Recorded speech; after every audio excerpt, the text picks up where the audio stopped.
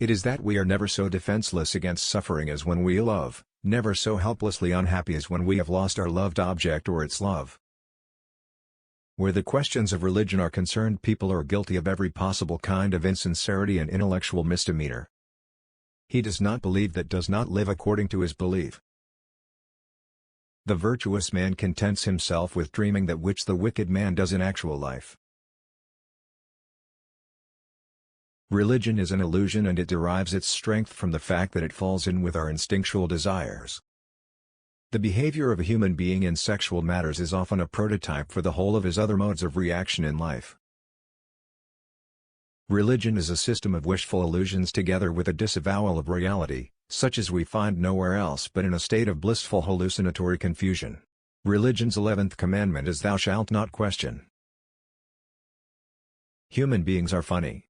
They long to be with the person they love but refuse to admit openly. Some are afraid to show even the slightest sign of affection because of fear. Fear that their feelings may not be recognized, or even worse, returned. But one thing about human beings puzzles me the most is their conscious effort to be connected with the object of their affection even if it kills them slowly within. Life, as we find it, is too hard for us. It brings us too many pains, disappointments and impossible tasks. In order to bear it we cannot dispense with palliative measures. There are perhaps 3 such measures: powerful deflections, which cause us to make light of our misery; substitutive satisfactions, which diminish it; and intoxicating substances, which make us insensible to it. Words have a magical power. They can bring either the greatest happiness or deepest despair. They can transfer knowledge from teacher to student. Words enable the orator to sway his audience and dictate its decisions. Words are capable of arousing the strongest emotions and prompting all men's actions. No, our science is no illusion. But an illusion it would be to suppose that what science cannot give us we can get elsewhere. The madman is a dreamer awake. In the depths of my heart I can't help being convinced that my dear fellow men, with a few exceptions, are worthless. Immorality, no less than morality, has at all times found support in religion. Whoever loves becomes humble. Those who love have, so to speak, pawned a part of their narcissism. Everywhere I go I find a poet has been there before me. In so doing, the idea forces itself upon him that religion is comparable to a childhood neurosis, and he is optimistic enough to suppose that mankind will surmount this neurotic phase, just as so many children grow out of their similar neurosis.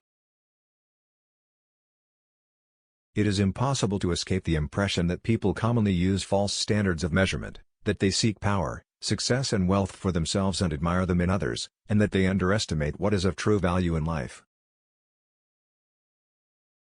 A woman should soften but not weaken a man. Out of your vulnerabilities will come your strength. He that has eyes to see and ears to hear may convince himself that no mortal can keep a secret. If his lips are silent, he chatters with his fingertips, betrayal oozes out of him at every pore. Religious doctrines are all illusions, they do not admit of proof, and no one can be compelled to consider them as true or to believe in them. Where does a thought go when it's forgotten? Most people do not really want freedom, because freedom involves responsibility, and most people are frightened of responsibility. Unexpressed emotions will never die. They are buried alive and will come forth later in uglier ways. One day, in retrospect, the years of struggle will strike you as the most beautiful. We are never so defenseless against suffering as when we love. Being entirely honest with oneself is a good exercise.